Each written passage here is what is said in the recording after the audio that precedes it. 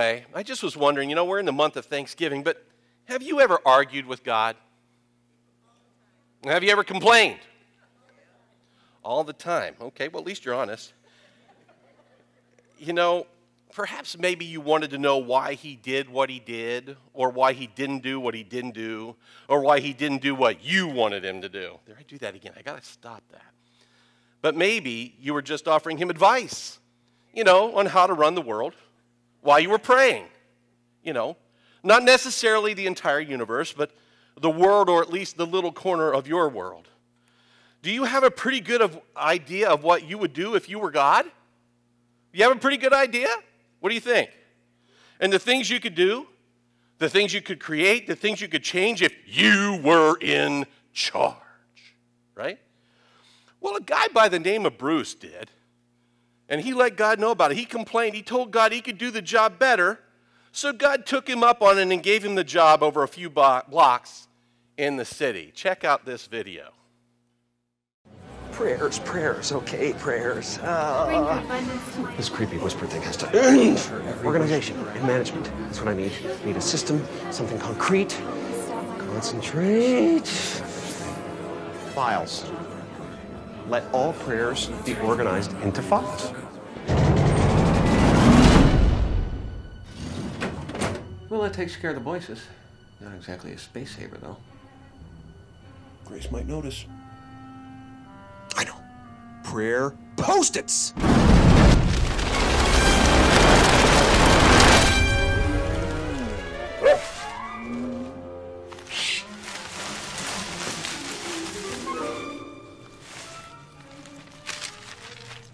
Okay, I need something with a lock. Security, combination, a password.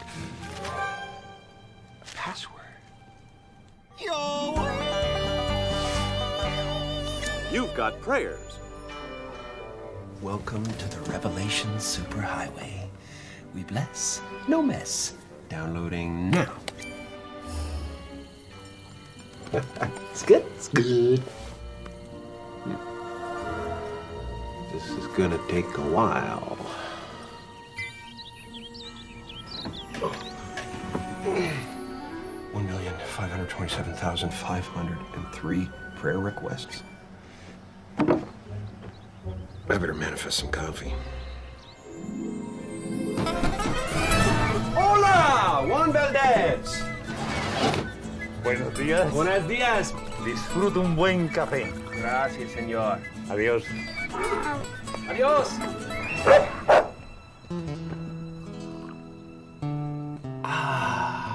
Now that's fresh mountain-grown coffee from the hills of Colombia.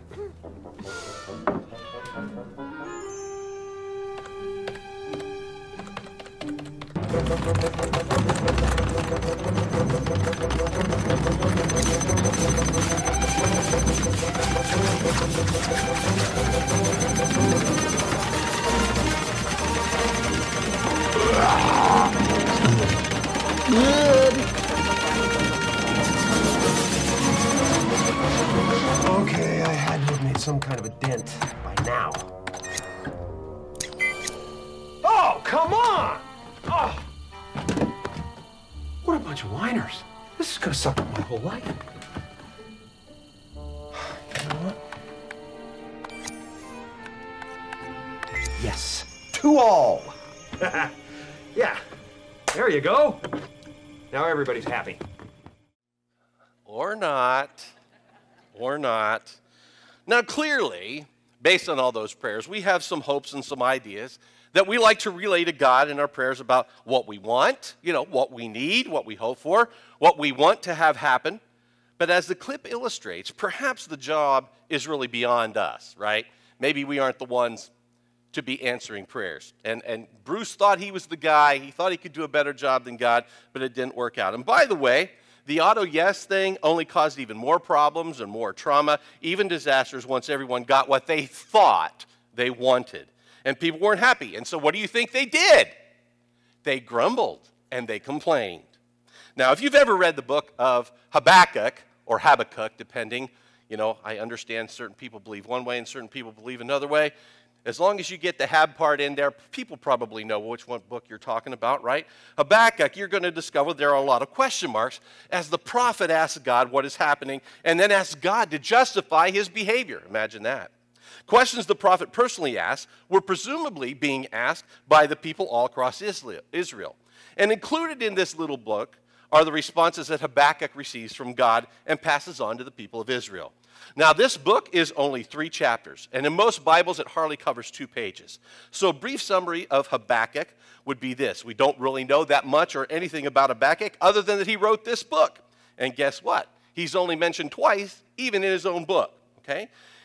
Anyway, this book was written in 610 BC, and unlike the other books where the prophet speaks to God, it speaks to the people on God's behalf, here Habakkuk is really speaking to God for the people. So it's kind of a reverse role play here. And the book is basically divided into 2 sections. The first is chapter 1 and 2 where Habakkuk complains to God and is followed by God's subsequent replies. The second section is found in chapter 3, and interestingly, it's a song of praise composed by and sung by the prophet to God. And I'd like to share a portion of that for our scripture passage today. It's found in Habakkuk 3, verses 17 to 19, and I'm sharing from the New Living Translation in this particular rendering, okay? Even though the fig trees have no blossoms and there are no grapes on the vine, even though the olive crop fails and the fields lie empty and barren, even though the flocks die in the fields and the cattle barns are empty, yet I will rejoice in the Lord. I will be joyful in the God of my salvation. The sovereign Lord is my strength. He makes me as sure-footed as the deer, able to tread upon the heights.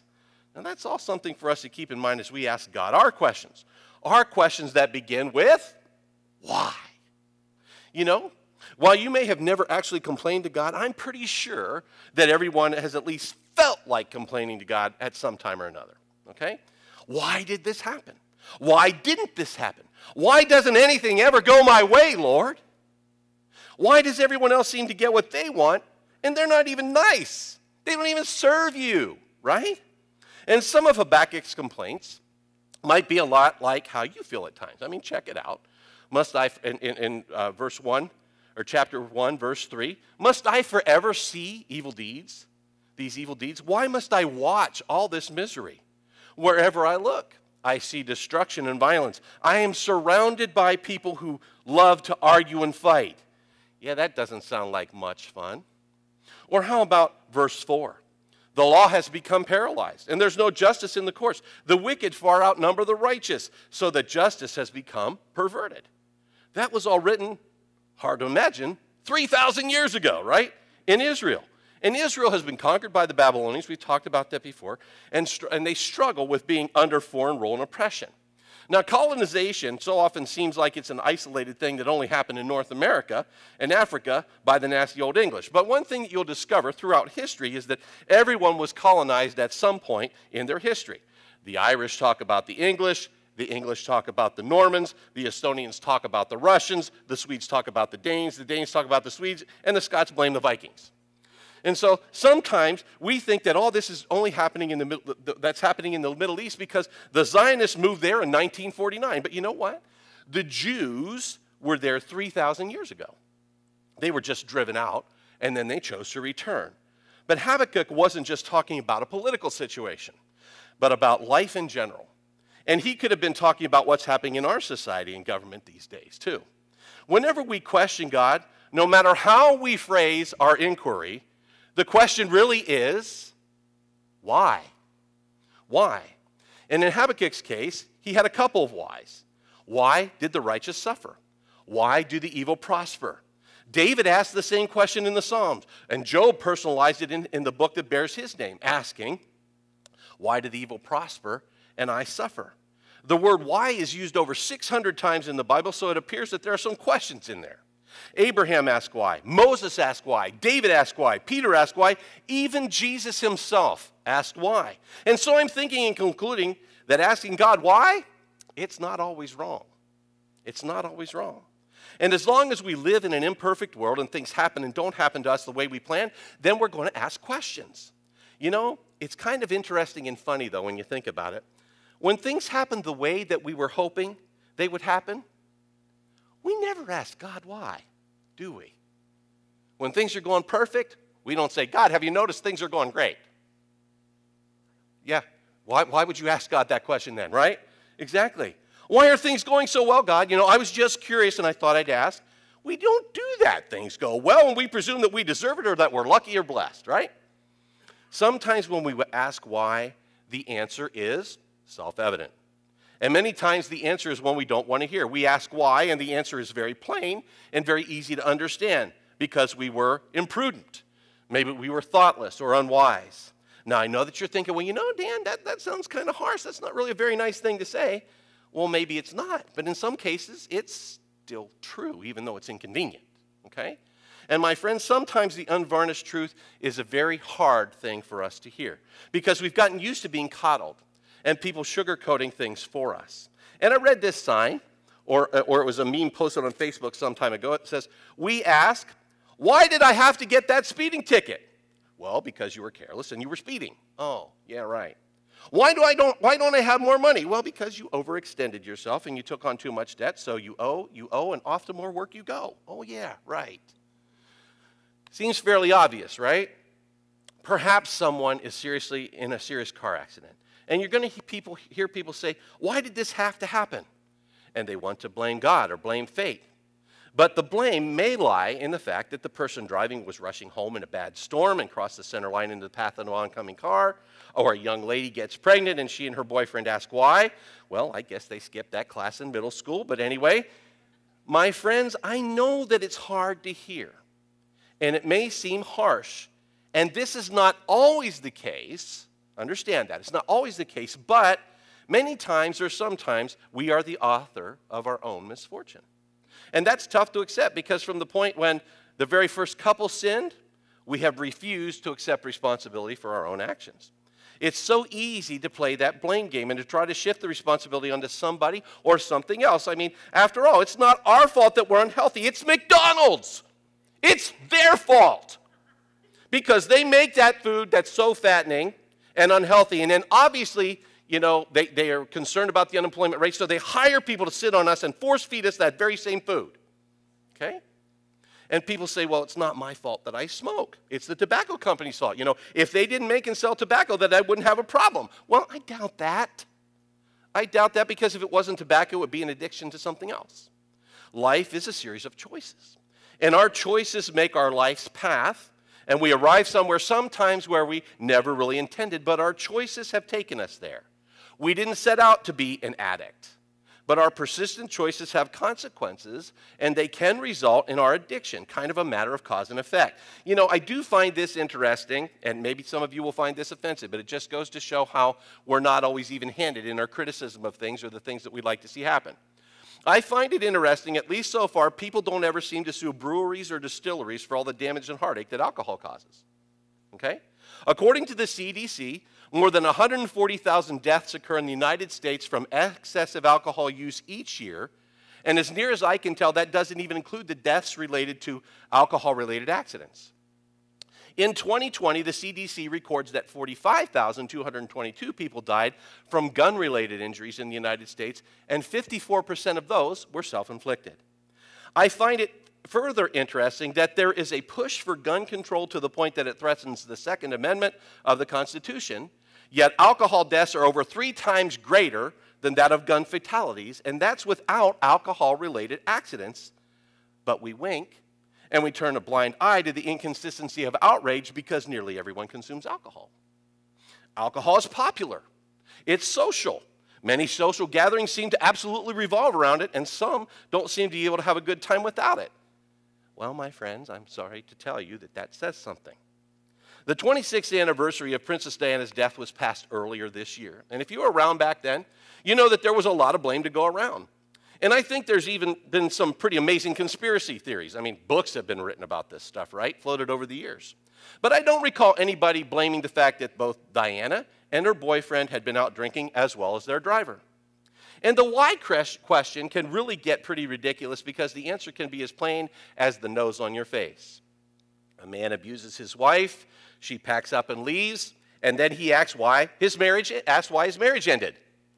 Should be self-evident, right? A woman cheats on her husband, He files for a divorce, and she wonders what happened. You ever wonder when you hear someone on the news or someone else say that it's not their fault they can't find work in their community because the economy is a mess and there's no market for products or the factory is closed? And so they have to be unemployed or on social assistance. It's somebody else's fault. We all make choices in how we respond to life. George Bernard Shaw said, "No question is so difficult to answer as that which the answer is obvious." Of course, the real question that we're often really asking isn't so much why as it's why me? Why me, Lord? Why did it have to happen to me and not to somebody else? Why did I have to get cancer and they didn't? Why did I get a ticket and not the person behind me? You know, there's an interesting story of a guy who got pulled over and actually asked the officer that very question.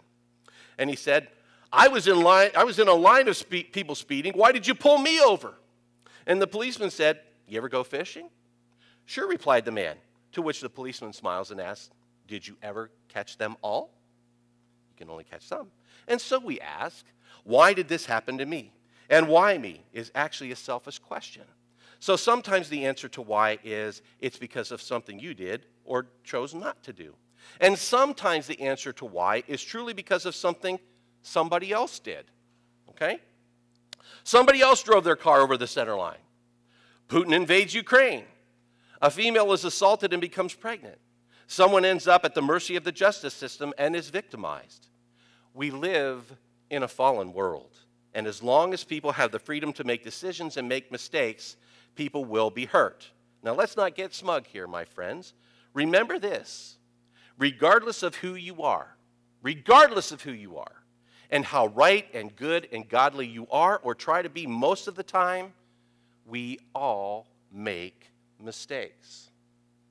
We all make mistakes, every single one of us. So there should be some grace. Sometimes it's intentional. When we ask why, sometimes somebody did something that's intentional. Many or most of us are old enough and can remember where you were and what you were doing over 21 years ago on September 11th, 2001. Okay? Who was to blame for 9/11? Well, the simple answer, of course, the terrorists. They're the ones who planned this and executed their scheme to fly planes into buildings. But in their mind, that decision didn't happen in a vacuum. They felt, I'm not at all saying they were right, they felt they had cause. They felt they had reason and justification for doing what they did. We can't see it. We don't believe it. We don't even get it. It's not our mentality, but outside of our country, that may forever be debated. And in our culture, it's nearly impossible to understand the deliberate, intentional act of such far-sweeping, indiscriminate taking of innocent life and destruction. They would claim they were going for a symbolic strike that struck at the heart and soul of the United States. But for us, that day will live on forever in infamy. Ask why. Sometimes tragedies happen as a result of a decision that somebody else had inadvertently made. They are an accident. They never intended for anyone to be hurt. The driver of a pickup swerves to miss a deer. Kind of hard to do in the last week, right? I mean, they're everywhere. If you don't believe me, just drive along the highway and see how many dead deer cadavers you find along the road. 127, I think, has a dozen between here and Jackson. Okay? But anyway, he swerves to miss a deer, loses control of his vehicle, and ends up hitting another vehicle head-on, taking the life of all of those involved. It wasn't the driver's intent to kill himself or the passengers of the other vehicle. But nonetheless, it doesn't make it any easier, does it? And when that happens, we can't blame God. Well, maybe we can, and we oftentimes do. We wonder, couldn't God have stopped that pickup or slowed the other vehicle down so it wasn't in the path of the pickup at exactly that time? We ask other questions like, why didn't God make the car miss the pedestrian? Why didn't God keep her from walking down the street? Well, sometimes he does, and sometimes he doesn't. And I seriously wish I could explain that, but I can't. His ways and thoughts are higher than my thoughts and ways, according to Isaiah 55, 8, and 9. But here is a thought. Did you ever feel that you should pray for someone? I mean, it was heavy. It was tangible. It's almost like you could feel it. And you pray for them, And later you find out that they were in danger and God seemed to miraculously intervene. Does that ever happen? And at other times we feel the need to pray for someone and then later we find out, there doesn't seem to be any reason we prayed for them. Well, that is, unless, of course, things happened or didn't happen because we prayed. And you'll never know on this side of eternity about that, okay? I wonder sometimes if sometimes we miss and ignore those feelings. And if we had interceded, would things have turned out differently? Here's a thought. When you feel you should pray, pray! When you feel you should pray, pray. And I probably ought to put that up in my office, on my desk, on the rearview mirror, above the television set, on the wall by the dinner table, and on a flashing sign on the ceiling above my bed where I sleep at night. I should do that. Why? Well, you see, I'm as guilty of missing or at times ignoring those feelings as much as anybody else. I also wonder how many times those feelings that keep us from stepping into traffic or from not going further in a relationship or not going to a party are often passed off as intuition or good luck or perhaps coincidence when they were actually things that we felt that came from the Holy Spirit or from God. We make a decision to listen or not. We've probably all heard the statement, there but for the grace of God. Not because God favors some people over others, but some people are actually listening. Some people are actually listening for God. And even more than that, than listening, they're obeying God. And some people don't. Perhaps sometimes it doesn't have as much to do with God's grace as much as how willing we are to be obedient to God and his promptings. People starve to death in third world countries. We ask, why? And then we pay farmers not to produce certain crops or to stockpile others and even destroy some others. Perhaps world hunger isn't as much of a supply problem as it is a distribution problem. And if we wanted to, we could feed the hungry of the world. And when there is a disaster, those who respond are usually responding to God's prompting. And if you're skeptical, let's try this on. The next time there's an earthquake or a tsunami or a war or a hurricane or whatever, take the time and research what organizations are responding. Try that. I believe that more often than not, you will find that the organizations at the top of the list are organizations like World Hope, World Vision, Samaritan's Purse, and other similar faith-based organizations. And I don't think it's even close. And sometimes there is no answer to why, and there's no one to blame. A hurricane blows through Haiti, and thousands of people lose their lives.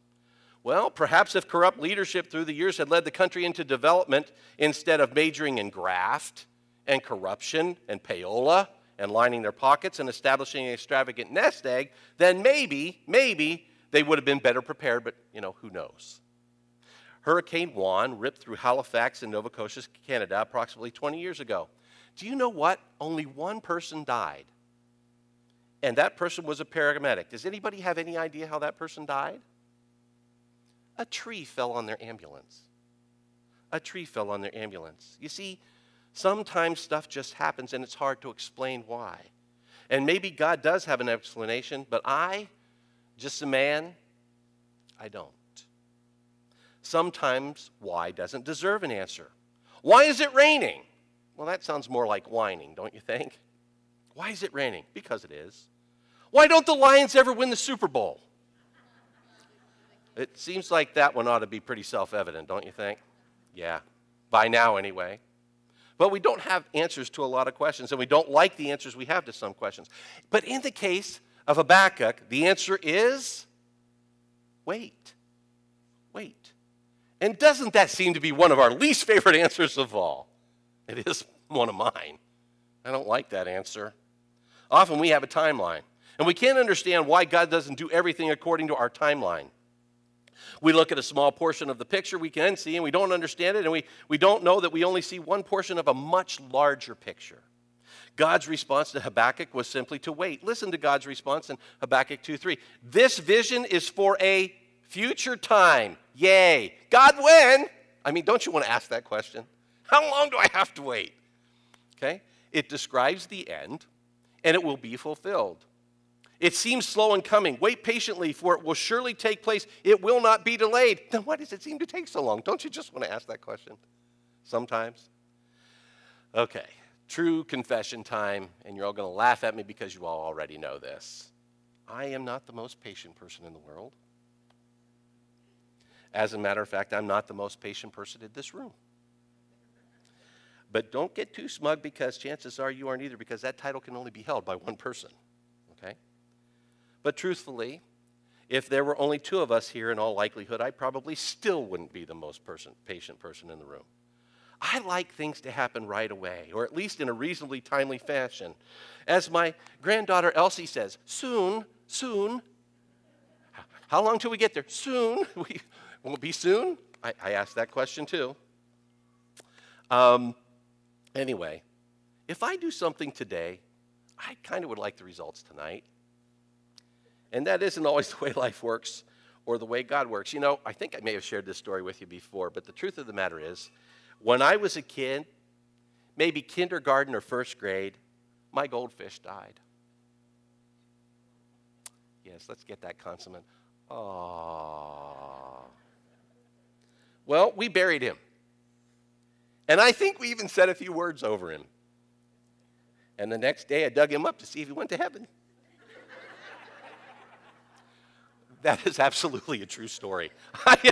I'm sorry, I am not lying. That is true. You can check. My mom and dad were here last week. I should have had this one last week, right? Right? Well, here's the thing. It turns out that God wanted a little more time on that one, okay? But anyway, understand that sometimes just because it hasn't happened yet doesn't mean it's not going to happen. So hang in there, Detroit Lions fans, okay? Probably not this year, though. Another year, soon. Yeah, who knows how soon is. Sometime in the future. Yeah, right. Anyway, French naturalist, I don't think I can pronounce this guy's name really, Georges-Louis Buffon said, and this you should find comforting, never think that God's delays are God's denials.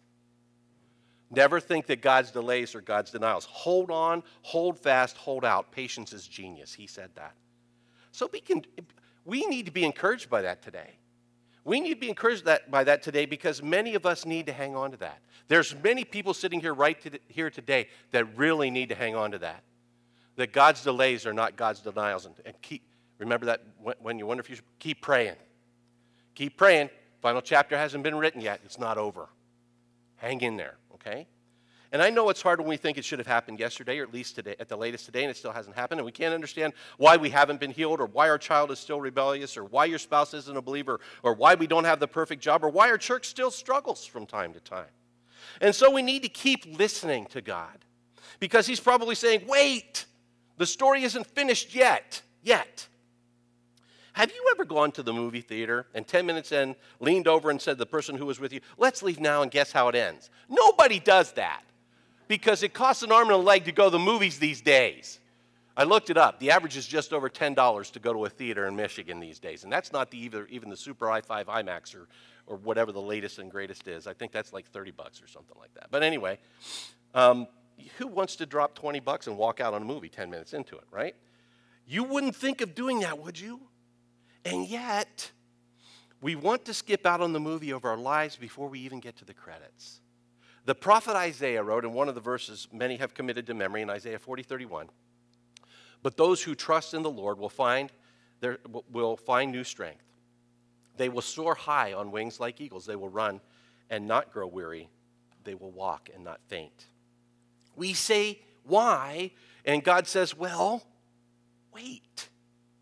And remember that ultimately we may discover that what we thought we really wanted so bad or needed wasn't what we needed or wanted after all. But we wouldn't have made that discovery had we jumped right in head first without waiting. Margaret Thatcher once said, Prime Minister of the United Kingdom from 1979 to 1990, I am extraordinarily patient, provided I get my own way in the end. Now, how many of us resemble that remark? Don't raise your hand.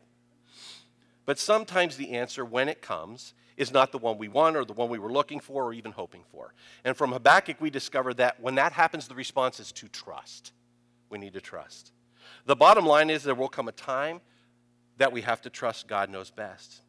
Even if what happens isn't what we think should have happened. And yeah, sometimes things that happen I don't get and I don't understand. I have a lot of those too. Because from my logic and my way of thinking, truthfully, I just don't get it. And there are so many that I just still don't get. And I think I want to know, but maybe not. Maybe not. But we learn a great lesson from Shadrach, Meshach, and Abednego. If you don't remember the story, it's told in chapter 3 in the book of Daniel in the Old Testament. And they were Israelites who were taken prisoner by the Babylonians, and at one point everyone in the king was ordered to bow down to a statue of the king. And if they refused, they would be summarily executed. Well, the three young men, what do? They refuse. And when they stand before King Nebuchadnezzar, he mocks them. He mocks them. And he asks them, where is your God now? Where is he? He offered them one more chance to bow down to the statue, and their response is found in verses 16 to 18. Shadrach, Meshach, and Abednego replied, O Nebuchadnezzar, we do not need to defend ourselves before you. If we are thrown into that blazing furnace, the God whom we serve is able to save us. He will rescue us from your power, your majesty. But even if he doesn't, we want to make this very clear to you, your majesty, that we will never serve your gods or worship the gold statue that you've set up. Kind of a neener, neener, neener. I can just see him kind of saying it with that kind of attitude, right? Well, I'm going to encourage you to read the rest of the story for yourself, but I'd like to point out something that we should never forget. Nebuchadnezzar asked the young men where their God was, assuming God was distant, nowhere to be found, and beyond the king's whims, and beyond power and ability to extinguish their very lives. He didn't think God could do anything. He did not believe in the Almighty God. Then we read this in verses 22 to 25. Because the king in his anger had demanded such a hot fire in the furnace, the flames killed the soldiers as they threw the other three men in. So Shadrach, Meshach, and Abednego, securely tied, fell into the roaring flames. But suddenly, Nebuchadnezzar jumped up in amazement and exclaimed to his advisors, didn't we tie up three men and throw them into the furnace? Yes, your majesty, we certainly did, they replied. And look, Nebuchadnezzar shouts, I see four men, unbound, walking around in the fire, unharmed. And get this, and the fourth looks like a god, like a son of the gods. Well, old Neb, he got really close on that one.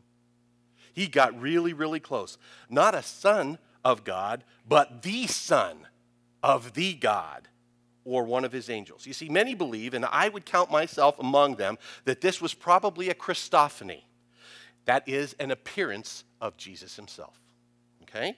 So God mocks Nebuchadnezzar. Where was God? He was with them right there in the fiery furnace. The very place the king, drunk on his own power, couldn't even approach without becoming burned himself. God is present with believers through thick and thin when struggles are challenging, difficult, hard, seemingly impossible to endure. He walks through those trying times, through that fire with us. With us. He's present in the storms of life. How humbling and how eye-opening for a king drunk with arrogance, pride, and power, don't you think?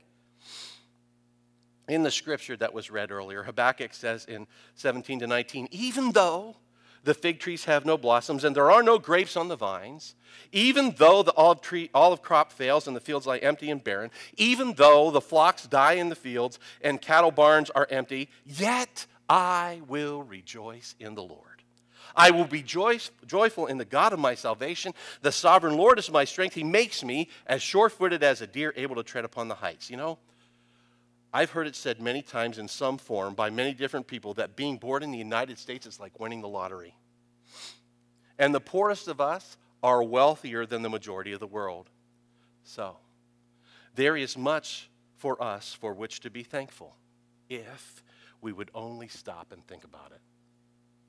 And when we don't get our own way, and we don't think things are going our way, when we feel like we're getting a raw deal, that life is unfair, bad things happen to good people and maybe even ourselves, we still need to be able to say, even though all this is going on, even though all this stuff is happening, yet I will rejoice in the Lord. I will be joyful in the God of my salvation. The sovereign Lord is my strength. It's November. We're heading hard to Thanksgiving. Even though things can be or may be rough, there is and there are so many things for which to be thankful. Sometimes my unrealized expectations make me want to complain. And in all honesty, I guess that means that at almost 60 years old, I still have some growing up to do. I need to key in on God's expectations. Even though I complain, I'm discovering as I grow older that virtually everything I want to complain about at its core is really a blessing, and I'm looking at it all wrong. I'm looking at it all wrong. I'm not looking at it through God's eyes. I'm looking that the glass is half empty instead of the fact that it's half full, okay? Be thankful to God. Be thankful to God and be a blessing to others. Rejoice in the Lord, in the God of your salvation. Let him be your strength. Let him strengthen you. Let's all stand together and have a word of prayer.